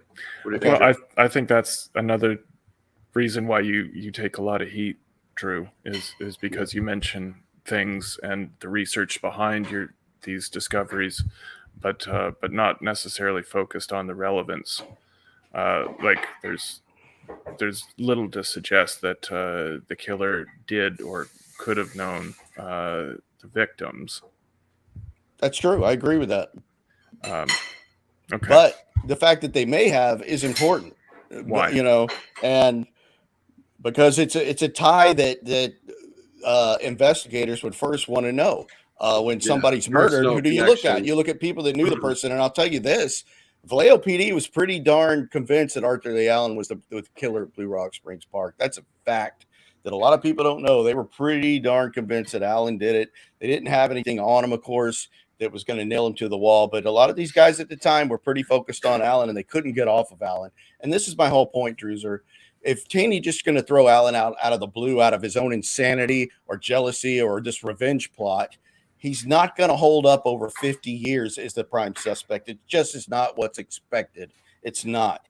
That is the nutshell with Cheney as a suspect. You don't expect him to bring forward a guy unless you believe it was Allen and Cheney's telling the truth, which I don't think you do. I think it wasn't. You don't expect Allen to hold. I think it wasn't Allen, but Cheney thought. Cheney thought. At first, he legitimately thought it could be, or at least he'd talked to Sandy enough that he'd sort of locked into that. So Cheney believed it was Allen. So Cheney hallucinated this whole story about Allen telling him he's going to go kill couples on Lovers Lanes. Well, Cheney didn't say that though. He didn't? Cheney, no. I don't think so. It was more like he was. Sure, he did. Yeah. No. He said Allen brought me along a ride along to Lake Herman Road in Blue Rock Springs, and he told me he was planning to, call himself the Zodiac people and shoot people with a pen light in the night. But the way he was talking about it sounded like it was in the past tense because he was saying the way I shot them. So he's like, he worded it like it was something that already happened. Yeah, I'm going more by the older reports. I think it was more like they were talking about it, and it could have been like they were talking about a fiction, the most dangerous game, or whatever. Writing a book, writing a novel, or something. Yeah, and Cheney thought that it seems Cheney thought that actually he was perceiving this as something that he was going to do, and it made him really uncomfortable. Didn't want to talk to him again after that. Mm-hmm. But I'm not sure that at the time that Cheney said, my friend Arthur Lee Allen said he was going to call himself the Zodiac and shoot people. So he switched it up in the we know what he famously said when he first came forward in July of 1971. It was specifically reading about how the Zodiac was going to pick the little kiddies off as they come bouncing out of the bus. Was the main phrase that Cheney heard, which brought him forward. That's what he said. He remembered Allen saying was picking off the little kiddies as they come bouncing out. That's what he said in 71. So he would have had to have imagined that his friend said that, which would be stunning if he remembered that correctly, that he heard that phrase before the letter was written. Because like Robert Graysmith said, if Don Cheney's telling the truth, then Arthur Lee Allen has to be the Zodiac. I don't see any way around that. Yeah, well, I mean, if you take all of the things he said, certainly. It also means that the Kathleen Johns incident was legit, and all of these other things. The ball of wax, the DNA, Like, obviously, we don't. Yeah, Drew. We do want to talk about the DNA. I do want to talk about that with Druzer because I know. Yeah, real quick, Drew. What Julia said earlier on, if I could find it, she said that the paraffin would not work. Yeah.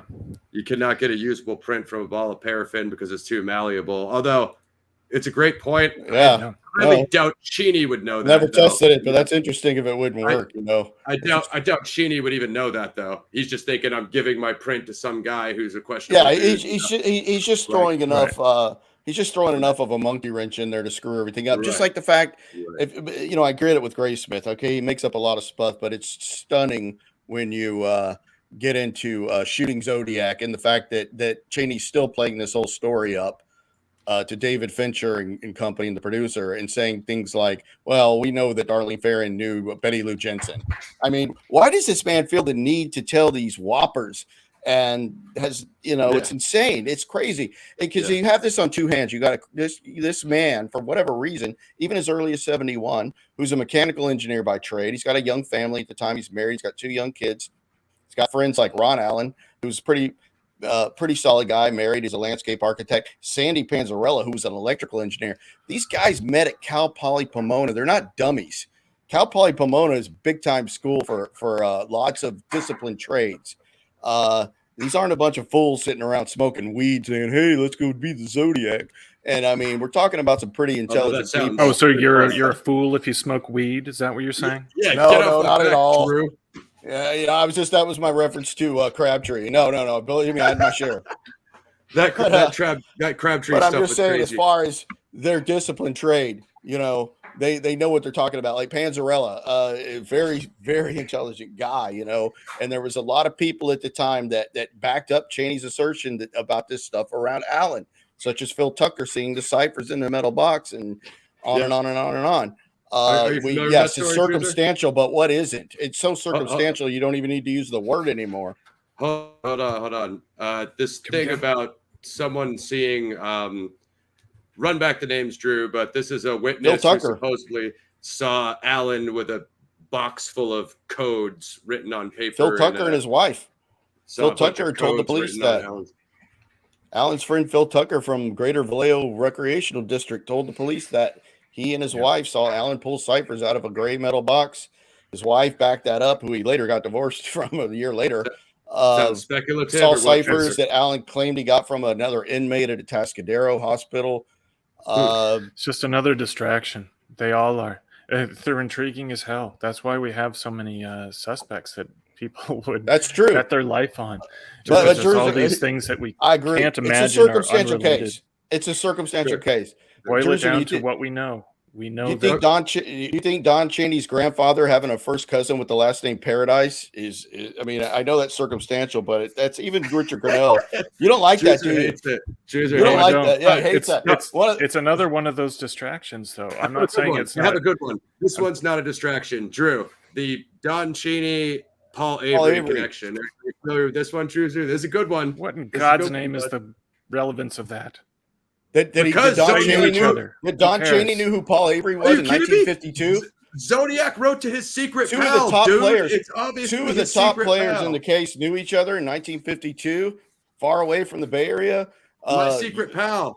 My secret pal. I know who you are. I know who you are from Bakersfield Junior College in 1952. Avery. Come on, bro. Where we did the Mikado in 1953. Yes, it's circumstantial, but if you had a suspect, trust me, you'd be pulling that out. Don Cheney knew who Paul Avery. No way he didn't know who Paul Avery was in 52. Stunning. Okay. Take Cheney out, Druzer. Do you like Zodiac knowing Avery? Yeah, he's just writing to his random publicist journalist that covers all his stuff. I think he's writing to the paper. Yeah, and Avery. But he sends the Halloween card directly to Avery.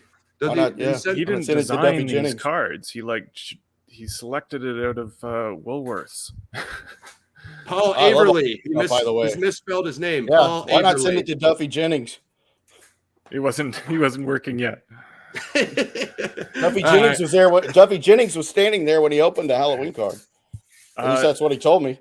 Arthur Lee Allen and Paul Stein had the same birthday. That That's true, but I don't think that's anything. I think that's Well, of course it isn't related, but it's just another one of those. Or another one of those Cheney distractions. threatening Alan. But yeah, it is random. It is super random. And I don't think he shot Richard Raditich. I'll level with you guys. Yeah, I don't think Zodiac wrote about anyone that he killed after Stein. Bates, maybe. I don't like how he called her Riverside Activity. You know, like he was a lot more like direct with like, I shot the boy and the girl wearing this, da da da. And when it covers for Riverside, it's like my Riverside Activity. That's too like indirect. It's too. He didn't. General, you know? He didn't jump into it like if he had spent time with any newspaper or magazine article, he could have gotten a couple of details and made it seem. I'm not talking about something that wasn't unreleased, but he could have made it seem like he was really there. He didn't put a lot of effort into it. Yeah, agreed. I agree. It's a whole other episode whether Zodiac was guilty of the Riverside crime. True. It's going to torture me forever. I think it's probably the lowest out of anything going on. You know, even the teacher, what was it, Daniel Williams? I even think that's more likely than Riverside. I really like the Daniel Williams thing, and except for the part where the caller wept into the phone. Yeah, I don't know. Again, and obviously it all started the day after the Dunbar call-in show. Yep. And this guy, be it Zodiac or not Zodiac, was sort of implying he was the same guy who'd called the show. You know, he's talking about headaches. He's weeping. Yeah. I hear you. No, I think you're 100 on that. According to the Belli letters, Zodiac was losing control. So who knows how much he had. Yeah, he continued. He continued the thing. Yeah, I don't know. I got one for Druzer real quick because I want to know because he knows the letters better than anybody. 78 letter, authentic or not? I got to give you a yes or no. Well, where do you lean? I lean to no. Oh wow, interesting. But I think it's a great conversation. I think there's stuff on both sides of the argument. Yeah, but if I had to guess, I'd say the diagonal writing on the envelope was something he saw in the very few Zodiac envelopes that were published in the newspaper. Handwriting wise, although Morrill authenticated it, several other examiners thought it was fake. For my untrained eye, and obviously I'm just looking at images on the internet, it's nowhere near a real test. But I see that the T's are crossed too high. He indents, which is something that Zodiac didn't do. Mm-hmm. The whole thing is really odd because it's close enough that you have to say it's fascinating. You have to say that, okay, if this was a hoaxer, it is someone who studied the handwriting of Zodiac, which was published. Fair enough. But if you're studying the handwriting, how do you get the form so wrong? Right. That's interesting because I know Richard's a pretty, hopefully I'm not wrong, but I think Richard's a pretty big believer that 78 is Zodiac. He is, and something that complicates it is this. What I assume is just bullshit that Alan Keel, who used to be the head of the forensic lab, was evidently told Rodelli and Lafferty that there was a DNA link, that the letters actually matched. The only DNA they could find on any of the letters was on the 78 and The Exorcist. This is great. Documentation refutes that claim. The only documentation we have, which is admittedly insufficient, but based on that, it's hard not to say, well, obviously they were both legitimate then, and they were both by Zodiac. Mm-hmm. Yeah, so I thought it was another 74 letter. Like I knew the 78 letter was supposedly match another 74. I didn't know it was Exorcist. That's what we have. Keel said he couldn't recall the other 74 letter that matched it, and we look at the only thing we have is a DNA chart that was given to Tom Voigt by Lieutenant Brutton after Keel's tenure. And on that chart, it says which letters were tested and what they found. It is so vague that it's almost useless. But Right. based on that, it says that the only one that was tested from the 74 letters was The Exorcist, and that it did not yield a Not sample 78. that could be compared to. No, it said that it did not. It This is contained like huge. few cells. Huge They story. could This is the not most important possibly- thing. It could not possibly be That- tested against anything. So That's amazing. So whether because my Keel understanding is hid Allen his was ruled out findings- against the 78 letter. Allen's Yeah. DNA was tested against 78. Yeah, but it didn't have a full profile either. So all they Right. could do with that is say Allen's DNA was inclusive to that partial sample, or it was excluded. And they said it was excluded, Right. which to us doesn't mean a whole lot. If the letter is not authentic and they don't believe Right. it is, then it's kind of irrelevant. So do you have any feel for the results from the Vallejo letter testing that was done 3 years ago? Not Where not the Zodiac. they, Not the they Zodiac. got it. They got a profile, but it couldn't possibly be from the Zodiac, and we can't tell you why it couldn't have been from the Zodiac. Yeah. It's a non-answer. I don't know. Like, give us something. Yeah. Yeah.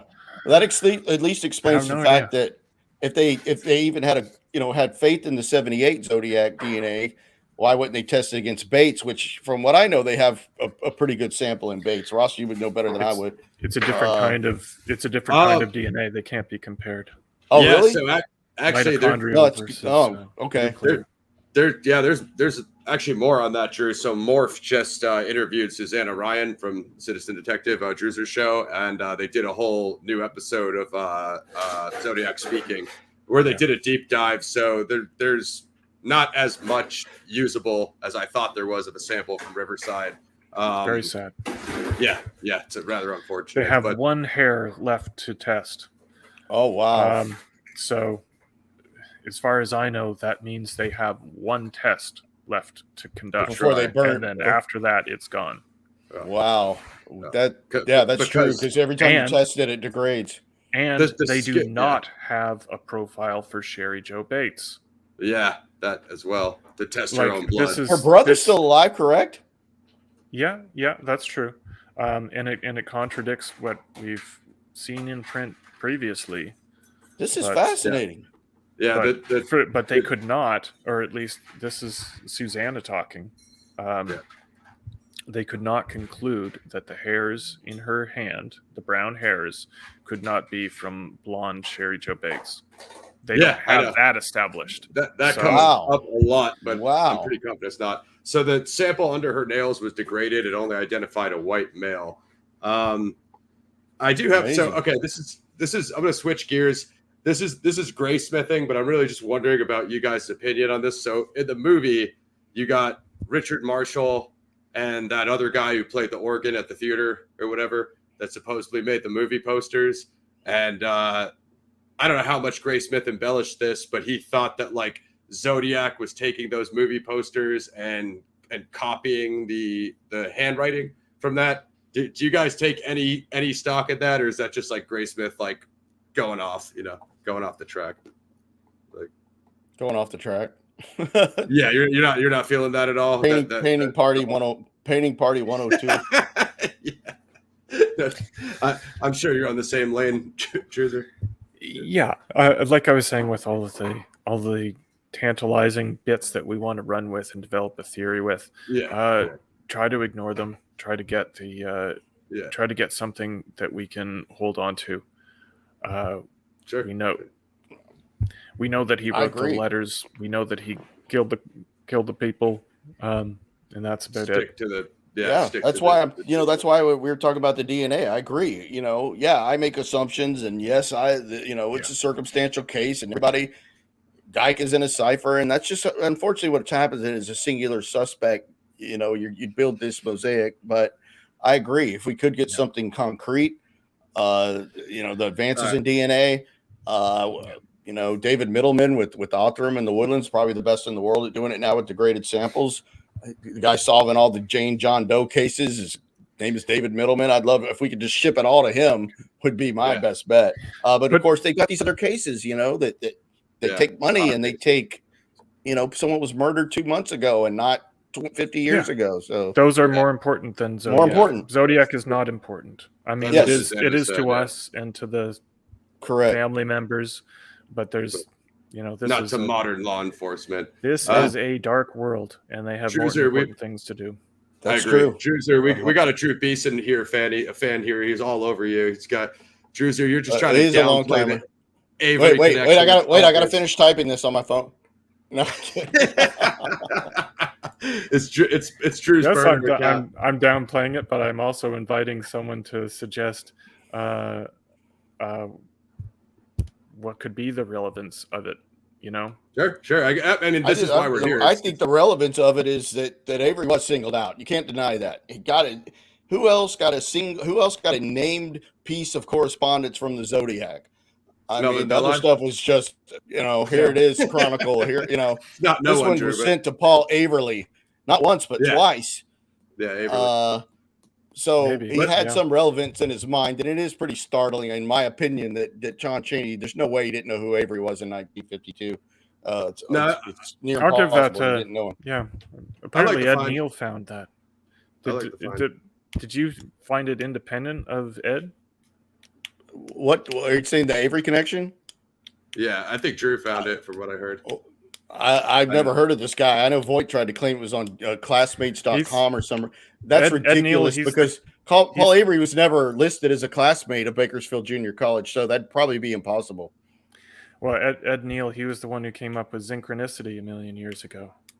But apparently he found this Avery thing. Where? Did he claim that, or did he prove it? I was 16 years away from knowing who the Zodiac was at the time, so I don't know. I'm telling you. Well, if he did, then I found it independently of him. But if it has anything to do with classmates.com, it's literally impossible because Paul Avery's name is not in classmates.com. So how could you do? And more importantly, Don Cheney doesn't even appear in the yearbook. Don Cheney's not on classmates.com, but his name is nowhere on any Bakersfield Junior College yearbook whatsoever. Yeah. So people could say, well, how do you know that he even went there, Drew? Well, because we have this thing called the Bakersfield, California newspaper, which he shows up in 3 articles and Don Cheney's wedding announcement, and from Pomona and Bakersfield. That's how we know. But his name does not appear in any classmate.com. It's not even in the yearbook. So if Ed O'Neill found that, he must be psychic with a giant turban on his head. Ed O'Neill. If we I'm thinking of Ed O'Neill. I love Married with Children. If Ed wants to come on and debate Drew on let's do it, Ed. Connection, we could get volume 2 rolling. But at least Ed isn't denying it. No, for sure. So okay, Druzer, check this one out. So the Tim Holt comic, you know what I mean? Drew has Tim Holt doing this Cowboys and Indians Boy Scout thing when he comes down to Bakersfield. There's a young Don Cheney there. What's it called, Drew? Is it Red Rider? Is there? Yeah, right. It's separate comic book Red Rider, where of course you can find some similar close to the Flying VF Ranch on the Red Rider coloring book. I mean, I'm not 100% on any of that, but I do like the Tim Holt thing. It looks like the VF on the on the Exorcist letter, Drew. Those characters at the bottom, Druzer. The Pines card, right? Oh no, on the cover of the Pines card. No, this is all the Halloween card. Pines card. The Flying VF is on the Halloween card. Yeah, somewhere else. Yeah. Have you ever seen any other kind of origins that you like for that, Druzer? Because Drew has a nice thing lining up with Tim Holt there and Don Cheney.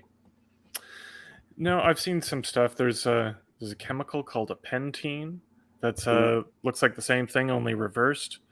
Interesting. Without the dots, though. Yeah. Of course, the ranch is interesting in combination with the Wheel of Death.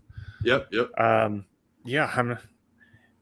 It's not something that I think is relevant. I think it's another one of those coincidence things. There's wheels of misfortune are as old as time.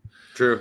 And the Tim Holt one doesn't have it arranged the way Zodiac does in the sort of cross formation. Yeah. I don't know really Paradise. what we can do with it. It goes back to the philosophical question we began with. Do you think that Zodiac was leaving these clues for people, or was he not? It's just hard for me to believe that he could take something like by fire, by rope, so specific, like he could see it randomly and be like, that's the random reference I'm going to use in my life. I'm not saying, like, the point that you and Rich made stands. He grabs these random things and then, filters them through the Zodiac persona so you can't track it back to his real personality. But it just seems super random. Of course, he would possess the creativity. Restless Dreams is all over Druzer. Boom. I still haven't heard Druzer's case against Cheney. I don't know if Druzer was making one. Sure I did. I don't think that Zodiac worked 7 hours away from when the letters were sent. And commuter killer, you don't like him. Yeah, I think all I could say to that is, can you prove he was working? Yeah. Yeah, you can't. I mean, I can't prove Richard Gaikowski. But I can't prove Richard Gaikowski was in Ireland or not, and I can't. No, and that's why we keep going round and round. That's why we. Geik is too emotional, man. Geik is crying at the protest. I didn't mean to do that. I'm just using an example. Nothing against Geik or Doer. What do you think about Doer as a suspect? I think he's actually pretty. I've seen nothing on Doer. He's like another Troy Houghton. I don't. You don't care like Doer? About that weird Weatherman group they were in. I mean, but he's a local. He's a local. Yeah. Okay. But he doesn't even look anything like the sketch, though. He's that's the only thing about him. I haven't seen a lot of good pictures of him. I haven't. His what? Isn't he a lefty? Yeah, right. There you go. Well, he speculated he's a lefty because of the one picture with the bow and arrow, right? But was it ever proved that he was a lefty? Because he's cosplaying Peter Pan in the forest, so therefore people are like, "Oh, bow and arrow. He must be a archery outdoorsman expert." But he's photographed with his left hand. But I don't know if it was ever proved he was a lefty or not. Well, the important thing is that Zodiac was not proven to be a righty. How that is, I have no idea. Like, they have a writer's column, but they can't. I don't know. But Ray Smith, like really I said before, I used to sit on the fence with all these issues, but now I'm just trying to form opinions. And so my opinion, which I can't back up, is that Zodiac was right-handed. And that gets me out of all kinds of discussions, including I lean towards right-handed because of Berryessa. Yeah, I agree with the Berryessa. I think it's almost impossible to get around that. Like, you are not walking up to a dude that's 6'7" with your non-dominant hand. You know what I mean? I just don't see it. I don't see it playing out that way. I mean, of course, it's Zodiac, so people will weave any narrative they need. He approaches with the gun in his right. If Brian, I think Brian, we could probably get that right. That he comes with the gun in the right hand, sheath on the left, which is. The police don't say Zodiac was right-handed, so we can only argue so strongly against that. It's sort of absurd to say that the police say this handwriting is correct, but I say no based on looking at things on the internet. You can say I looked at that fingerprint on the internet and I say he's a righty. So we're ineffectual here, but we're doing our best. No, I agree. I don't want Druzer to pass out on us, guys. So is there anything I missed, Lord Drew Beeson, author of Citing It on the Zodiac Killer? Do we make our cases? I wanted to give Drew the opportunity to tell me about Don Cheney's history of violence. Do we have anything on that? No. I'll be flat out honest. I have none. Fair enough. Even better, none. None. None. Has he ever been arrested, Drew, for anything? Starting to my knowledge, no. Never been arrested. No criminal record. Interesting. Maybe Zodiac wasn't either. I think he had a couple of. That's true. We haven't caught him, so we don't know. Yeah, but I'll flat out no. I've never seen any criminal history. No, not at all. All right. Cheney liked a couple of beers. Yeah. He did like to drink beer. Yes, his favorite beer was Olympia. Right. I asked Drew if he smoked. I was wondering, but we have never got anything on it. Okay, we're leaving as friends, Drew. Nice to talk to you. Good stuff. Enjoy, Druzer. You do good work, man. You do really good work. You do really interesting work on everything. Got a lot of respect for your research. Appreciate you, Druzer. I'll try to Thanks, heal guys. up, buddy. We'll try to get you in for that volume 2 if we ever get it scheduled. All right. Sounds good. Cool. Nice talking Thank to you, you, bro. Russ. Thanks, gentlemen. Yeah. Have a good night, Druzer. You're the man. Bye. Peace. Oh, crap. I think Drew might have dropped out too. I was going to keep him. Oh, well, looks like the debate is over, gentlemen. Hope you enjoyed it, gentlemen and ladies. Zodiac Files episode 4 is coming soon. The Gaviota 63 murders of Robert Domingos and Linda Edwards. I think you guys will enjoy it. It actually does cover a tangential case, which is the Vern Smith murder. So I think you guys will enjoy that. Of course, if you want to support the channel, you can always buy the Dark Rift Volume 1 Escape from Earth, the official Planet X comic. I don't think there's much else going on beyond that. You can go over to UFC.com, get one of these UFC Hawaii shirts for Maui. All proceeds will go to help with the Maui fires. I think that's it for me. Subscribe. If you're new here, subscribe. Like the video. Comment. Share. I'm getting close here. Once I hit my mark, I don't have to ask you to subscribe anymore. And I think that's it. That's our first debate series, Volume 1. I think we kept it pretty, didn't get too heated there, guys. It was pretty chill. Author Drew Beeson, citing in on the Zodiac Killer. Buy that on Amazon. Druzer, go give him a subscribe over at the Citizen Detective Podcast. What do y'all think? How was the case made? Do you think the Zodiac was Donald Lee Cheney? Leave your comments below. Zodiac Files episode 4 coming soon. We're out.